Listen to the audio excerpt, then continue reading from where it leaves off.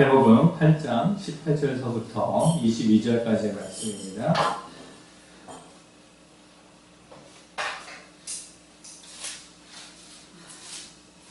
마태복음 8장 18절서부터 22절까지의 말씀 한 절씩 교독하여 읽겠습니다. 예수께서 무리가 자기를 애워싸는 것을 보시고 건너편으로 가기를 명하시니라.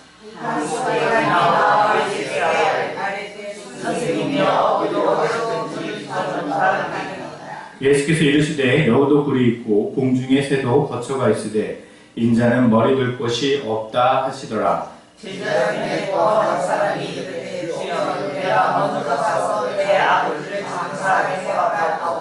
함께 있습니다. 예수께서 이르시되 죽은 자들이 그들의 죽은 자를 장사하게 하고 너는 나를 따라 하시니라.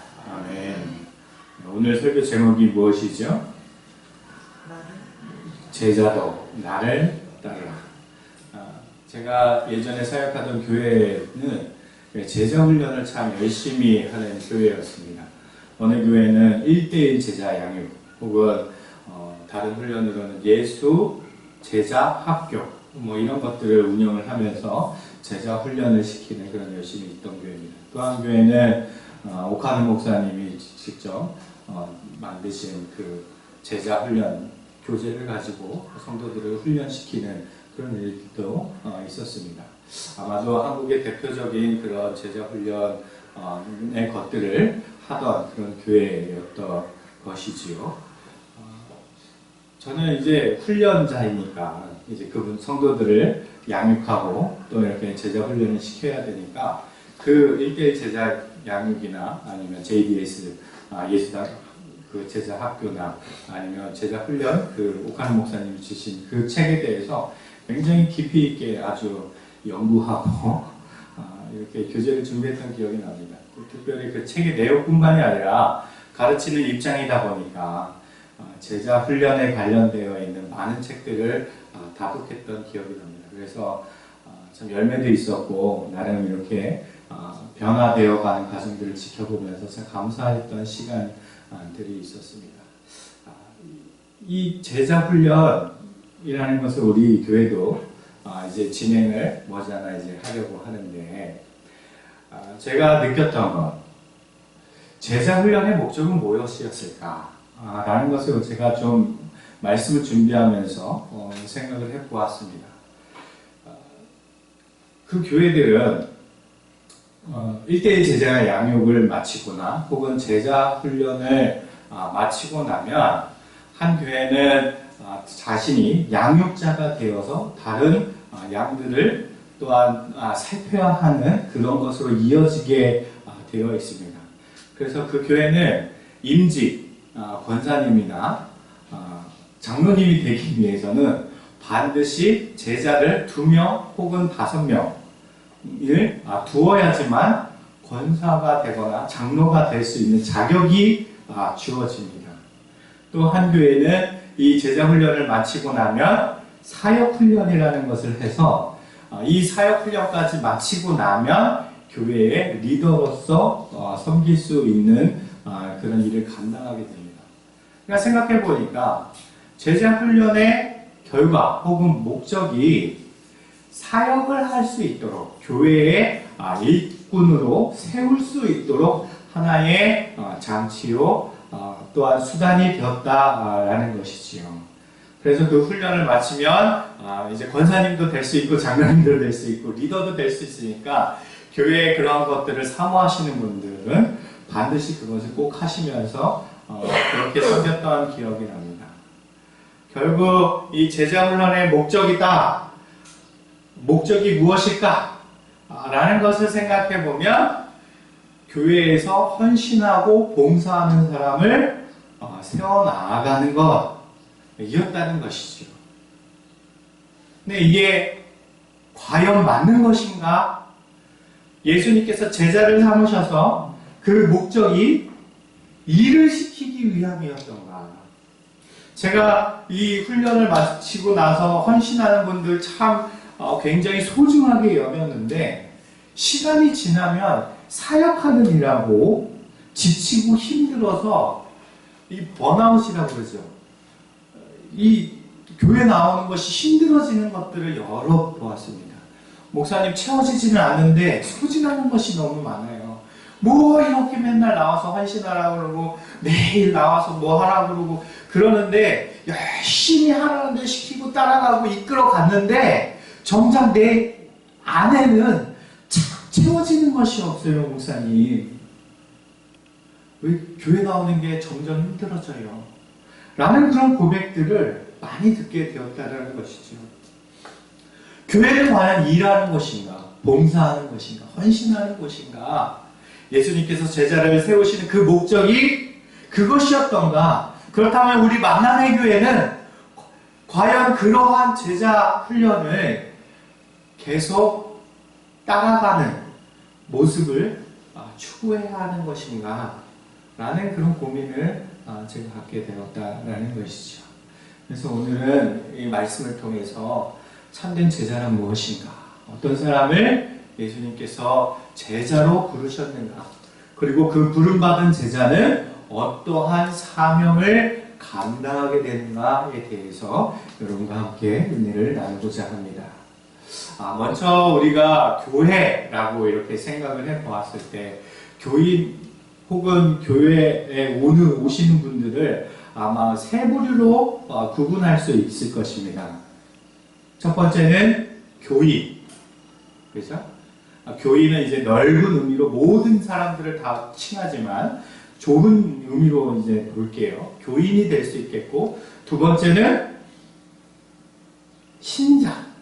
이 신자라는 표현이 좀 어색하실지 모르겠지만 우리는 흔히 이제 성도라고 하죠. 믿는 사람, 그죠? 신앙이 있는 사람.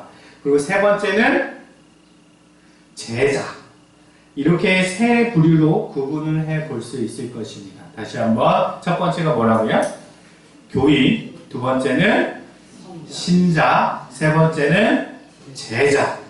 자, 이렇게 세 가지로 구분할 수 있을 것인데 교인이라고 하면은 그 어떤 의미인가요? 그 교의 교리를 혹은 종교를 가진 사람이라는 뜻이겠죠. 그러면 기독교가 말하는 교리 혹은 종교를 자기가 받아들이고 참여하는 사람을 교인이라고 하면, 그죠? 그러한 교인들은 어떠한 유익을 바라고 교회에 나오는 사람들일 것입니다. 여러분, 교회에 처음 어떻게 발을 디디게 되었습니까? 교회에 나오면 복을 받을 것이다, 혹은 누구의 권면이나 좀 같이 가시지 그죠? 그랬던 것이나, 혹은 그래도 교회 다니면 마음의 위로와 평안이 있을 것 같아서, 그죠? 그리고 삶의 안정과 그냥 기대하는 바들이 있잖아요. 교회 안 다니다가 처음 다닐 때는. 그렇기 때문에 교인이라는 것은 교회에 나오면 어떠한 유익을 가질 수 있을 것이다 라는 그 기대감 속에서 교회에 출석하는 사람입니다. 좁은 의미에서 이제 구분을 하자면. 그런데 이 교인에게는 좀 단점이 있죠. 처음에 나올 때는 삶이 힘들어서 나왔어요. 자녀 문제 때문에 괴로워서, 남편 문제 때문에 힘들어서, 육체적인 질병 때문에. 처음에 나왔을 때는 그렇게 나왔는데 시간이 지나니까 이게 회복이 됐어요. 그리고 이제 뭐가 없어진 거죠? 내가 교회에 나오는 이유, 목적이 사라지게 된 거예요. 그래서 습관적으로 교회는 나오지만, 혹은 가자 하니까 연락 오니까 그냥 나오지만, 자신의 삶에 우선순위가 있다면 그것을 선택해 버리는 그런 우를 범할 수 있는 자가 교인이라는 것입니다. 약간 이제 제가 억지로 구분을 한 거예요. 교인이 딱 다 그렇다 그런 게 아니라 제가 막 이렇게 얘기하니까 표정이 점점 굳어가시는 것 같은데, 구분을 하는 거예요. 신자와 교인의 차이를. 때문에 이 교인들은 자신의 우선순위가 하나님을 예배하고 하나님을 섬기는 데 있지 않고 세상의 것에 더 중심을 두는 아직은 연약한 그런 지체를 말하여서 교인이라 구분할 수 있을 것입니다. 그러면 신자라는 것은 누구를 말하는 것이죠? 예수 그리스도께서 우리의 죄를 사하시기 위하여 친히 그 몸이 화목제물 되셔서 우리의 죄를 속량하시고 그를 믿는 자마다 멸망치 않고 구원을 얻게 하신다. 그 사실을 믿는 사람이 바로 신자입니다. 그렇죠? 우리가 보통 호칭으로는 성도라고 이렇게 이야기하죠. 근데 이 성도라는 말이 사실 한국교회에 보편적으로 많이 퍼져 있는 말인데 이게 잘못된 표현이에요, 사실은. 왜냐하면 한자어잖아요. 그럼 성도가 어떤 그러니까 거룩할 성자에다가 도가 어떤 도인지 아십니까? 무리도예요, 무리도. 거룩한 무리. 그러면 이것이 단수입니까? 복수입니까? 복수잖아요. 때문에 거룩한 무리다라는 것은 교회를 상징하는 거예요. 성도는 곧 교회를 의미하는 개념입니다. 그렇기 때문에 무슨 성도님이라고 단수의 사람을 그렇게 호칭하는 것은 사실 잘못된 거예요. 잘못된 거예요. 그래서 신자라는 것이 믿는 사람이라는 것이 좀 더 합당한 표현이긴 한데 누구누구 신자님 이렇게 하면은 조금 호칭상 부드러움이 없고 혹은 여태까지 한국교회가 그렇게 보편적으로 사용했으니까 이것을 우리 교회는 바꾸자라고 하진 않겠지만 그런 용어의 구분을 꼭 기억해 주시기 바랍니다. 그래서 제가 설교 중에 혹은 기도 중에 성도라는 표현을 안 쓰고 신자라는 표현을 쓰는 것은 단수의 사람을 지칭하기 위해서 구별점을 준 것이라고 볼 수가 있습니다. 다시 돌아와서 신자라는 것은 예수 그리스도를 믿고 또한 영생 가운데 거한다라는 것을 믿는 자인데 그들이 삶 가운데에서도 이 예수 믿음이 드러나야 되는데 이들의 연약함은 무엇이냐면 삶 가운데 예수 닮은 믿음대로 살아가는데 어려움을 겪는 그런 사람들입니다. 예수를 믿음으로써 세상의 그 악함과 잘못됨과 부정함이 이렇게 부딪히니까 내 안에 무엇이 생깁니까? 갈등, 혼돈, 어려움, 괴로움 이런 것을 우리가 느낀다라는 것이죠. 신자란 그런 것들을 경험하면서 또한 신앙생활을 하는 사람입니다. 그렇기 때문에 주일 성소도 빠지게 되면 괴로움을 느끼는 거예요. 이번 주는 교회 가지 말고 어디 좀 가야겠다 라고 했을 때 아무런 양심의 가책이 없는 것이 아니라 자꾸 남편 믿지 않는 남편이 자꾸 어디 좀 가자고 그래 주일만 되면은 그러면 뭐 남편이 하도 그렇게 닥달하니까 따라가요. 그런데 무엇이 생기는 거예요? 불편함이 생기는 거예요.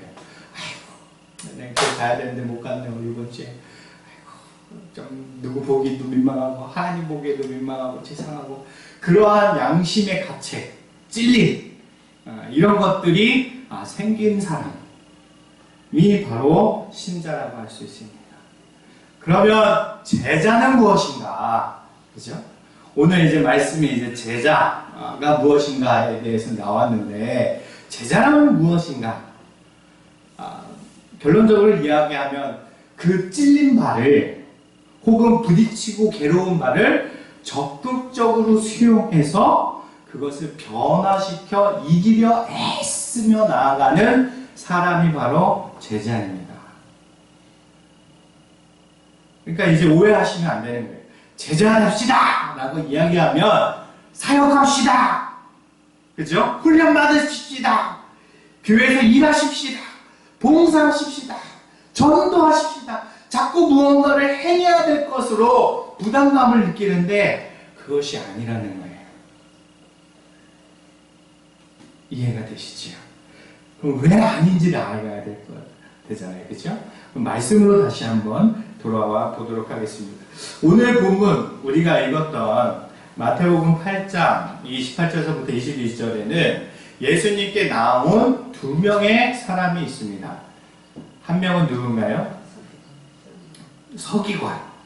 그리고 다른 한 사람은 제자 중 한 명. 그죠? 서기관이면 유대의 율법을 연구하고 가르치는 사람입니다. 굉장히 유대에서는 높은 지위에 있는 그런 사람이죠. 그 서기관이 예수께 나왔다는 것은 굉장히 대단한 일입니다. 그리고 예수님, 나도 당신이 어디 가든 따르겠나이다 라고 고백하는 것은 굉장히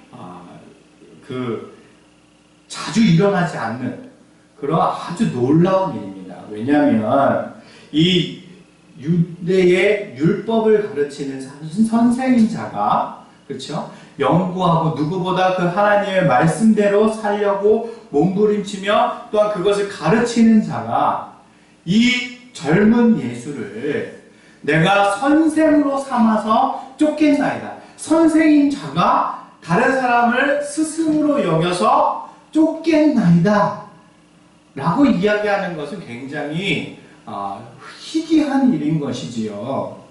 그죠? 그가 왜 이 예수님을 쫓고자 했을까? 누구보다 말씀도 잘 알고, 그죠? 그 사회적 지위도 있는데 이 예수라는 이 젊은 청년을 왜 선생으로 삼아 쫓으려 하였을까? 그 이유는 아마도 이 앞서 예수님께서 산산수훈의 말씀을 가르쳐 주시고 율법과 그리스도의 관계를 이야기하시고 또한 기도에 대해서 강론하시고 또한 여러 이적을 행하는 것을 바라보니 이 사람은 내가 여태까지 만났던 사람들과는 다름이 있다라는 것을 알았던 것이죠. 그렇기에 그가 마땅히 그를 따라도 좋을 사람으로 여기고 예수께 나왔다라는 것입니다. 그런데 이 서기관과 제자는 예수를 부르는 호칭의 차이가 있습니다. 말씀을 다시 한번 보실까요? 자, 19절에는 서기관이 예수께 나아가되 누구라고 부르죠? 선생님이라고 부릅니다.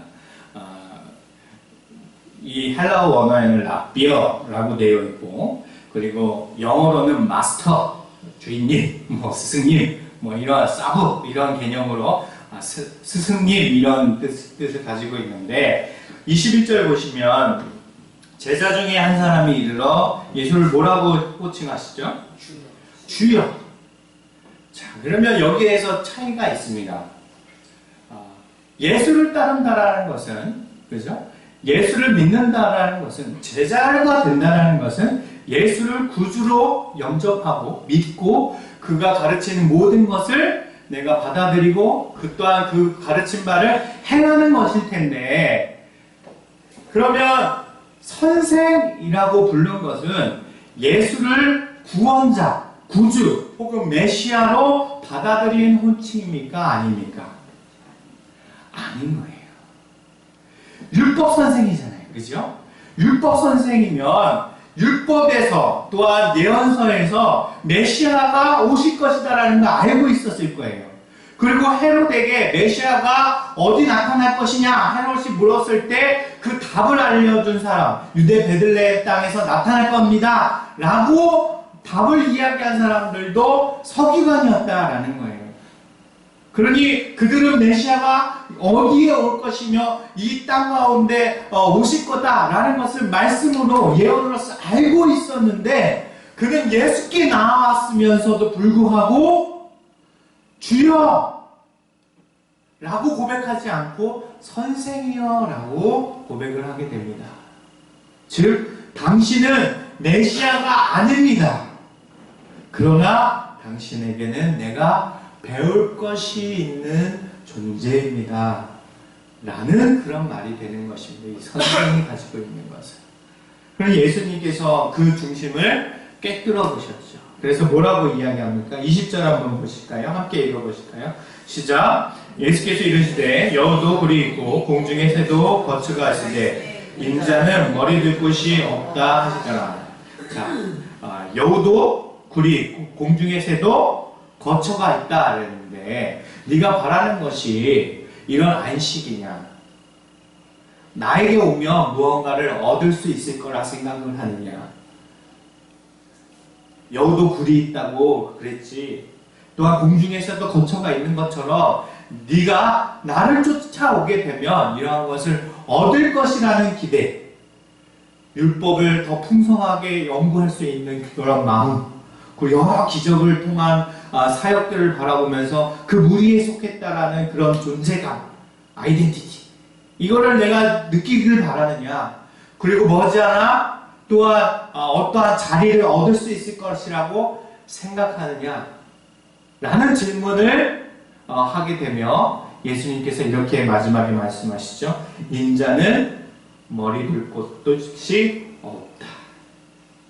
나를 따라온다 라는 것은 어떠한 것을 얻고자 하는 혹은 무언가를 성취하고자 하는 그런 데에 목적이 있는 것이 아니라 어떠한 고난과 수고와 인내도 감당해야 할 그런 사명의 길인 것이다.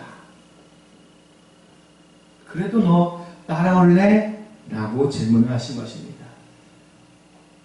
그러니까 우리가 제자훈련 받으면 열심히 사역을 하고 하나님의 교회를 위해서 헌신하고 그렇게 하다 보면 하나님께서 내게 무엇을 주실 거라고 우리 기대합니까?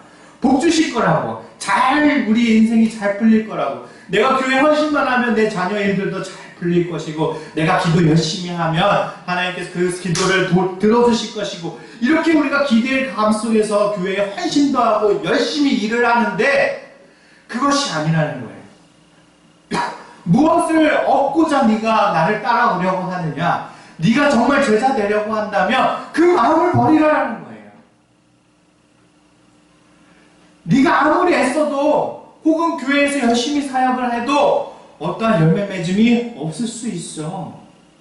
네가 교회 나아가는 것 때문에, 신앙생활하는 것 때문에 내 남편이 너를 조롱할 수도 있어. 못되게 굴 수도 있어. 네 주변 사람들이, 이웃들이 손가락할 수도 있어. 그런 것이 제자의 길이야. 그렇다면 너 그 길 갈래? 그래도 너 갈래? 너 서기관이잖아. 너의 무리 속에서 다른 서기관이나 바리새인들이 너 나 따라다닌다고, 예수 따라다닌다고 손가락질할 수 있어. 조롱할 수 있어. 그 서기관 자리 박탈할 수도 있어. 그래도 너 따를래? 나는 줄 게 아무것도 없는데, 그것이 고통일 수도 있는데, 여태까지 너가 누리던 모든 건 내려놓아야 될 수도 있는데, 그래도 너 나 따를래? 이 질문을 서기관에게 전달하고 있는 것입니다. 이 말씀을 보면 서기관이 따랐다라고 되어 있습니까? 안 따랐다고 되어 있습니까? 답을 주지 않았어요. 저는 여기에 참 예수님이 답을 주셨으면, 이 성경에 주셨으면 좋았을 때, 그 말을 듣고 떠나가더라 라고 하던가, 아니면 그래도 따르더라 라고 답을 주셨으면 좋겠는데 안 주셨어요. 이 답을 우리가 내리라는 거죠. 너는 어떻게 할래? 너는 제자가 되고 싶은 거니, 신자가 되고 싶은 거니, 교인이 되고 싶은 거니? 이 질문을 예수님께서 오늘 여러분에게 던지는 것입니다. 그 답은 여러분이 서기관 되어서 내셔야 하는 것이죠. 두 번째는 제자 중에 한 사람입니다. 21절 다시 한번 읽어볼까요? 21절입니다. 시작. 제자 중에 또 한 사람이 이르되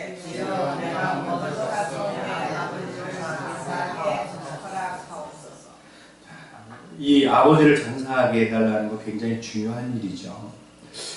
근데 예수님의 대답이 굉장히 매정합니다. 22절 말씀을 이어서 읽어보도록 하겠습니다. 시작. 예수께서 이르시되 죽은 자들이 그들의 죽은 자들을 장사하게 하고 너는 나를 따르라 하시니라. 여러분이라면 어떻게 대답하시겠습니까? 여러분이 예수님이라고 생각하신다면 누가 혹은 뭐 이웃이나 어디를 가기로 했는데, 그죠? 어디를 가기로 했는데 장사할 일이 생긴 거예요. 부모가 돌아가셨어요. 그래서 장례를 치러야 하니 내가 거기 갔다가 거기 참여하도록 할게 라고 이야기한다면 여러분은 어떤 답을 내리시겠습니까? 그래라. 그것이 인간적인 도리죠. 그죠? 효를 행하는 것은 성경의 어느 곳에서든 굉장히 중요하게 다루는 일입니다.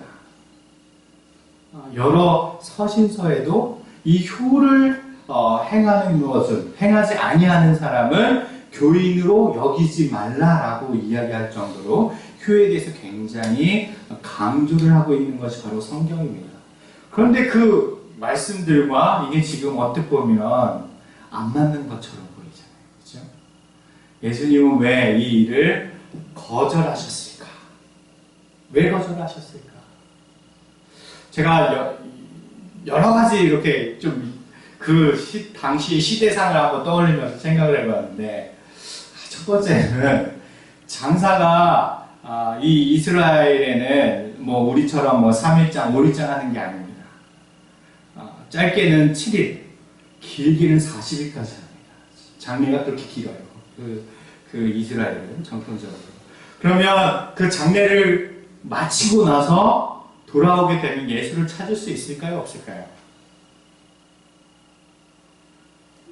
그 당시 핸드폰이 있습니까? 전화가 있습니까? 어떻게 찾을 수 있겠냐라는 거죠.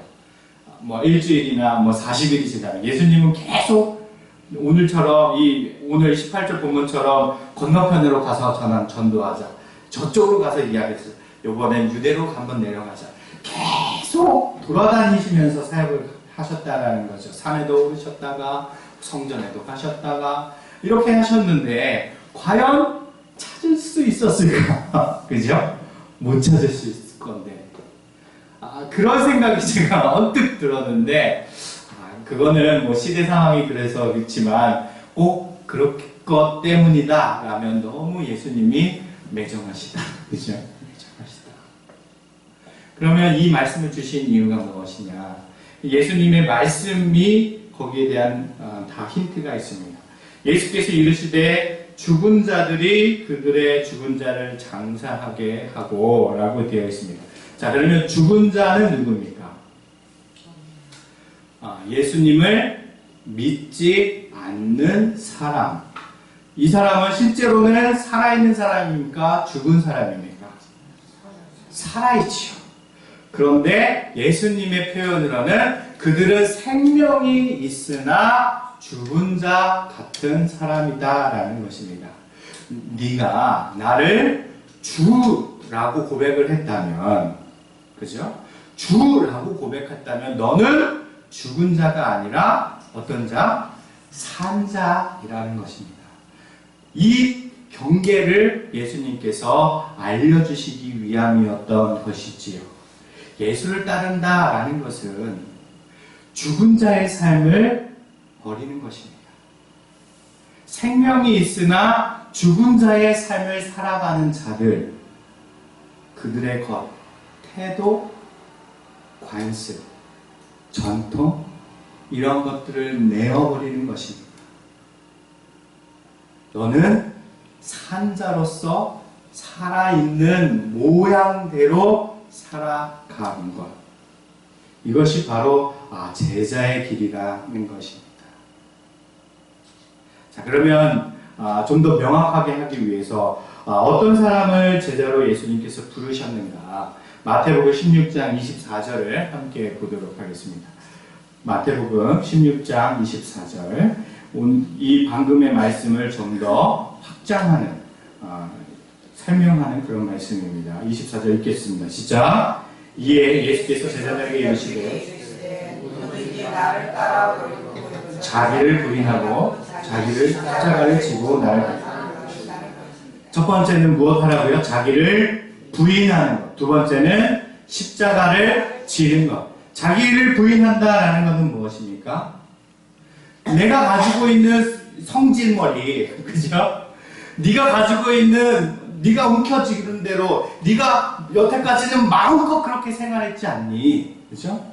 네가 화나면 화나고 소리도 지르고 슬픈 일이 있으면 막 누구도 원망하고 그렇게 살아왔지 않니? 네가 하고 싶은 것들 다 움켜쥐려고 살아왔지 않니? 뭐 사고 싶은 건 그렇게 마음대로도 사보고 네가 원하는 대로 그렇게 살아갔지 않니? 그러나 나를 따르는 것은, 예수 제자 된다는 것은 너를 비우는 것, 부인하는 것. 나는 여태까지 그런 사람이었는데, 나는 그런 모양대로 살아가는 사람이었는데, 나는 그런 성격대로 살아가는 사람이었는데, 이제는 더 이상 그러한 모양대로 살아가지 않겠습니다. 라고 고백하는 자가 바로 예수님을 따르는 자라는 것입니다. 나를 부인하는 것. 그럼 나는 아무것도 없는 거예요. 그러면 예수 따라가는 사람은 이렇게 유령처럼 아무것도 없는 것처럼 그렇게 살아갑니까? 아니죠. 나를 부인함과 동시에 내 안에 누가 계십니까? 성령 하나님 계시는 것이죠.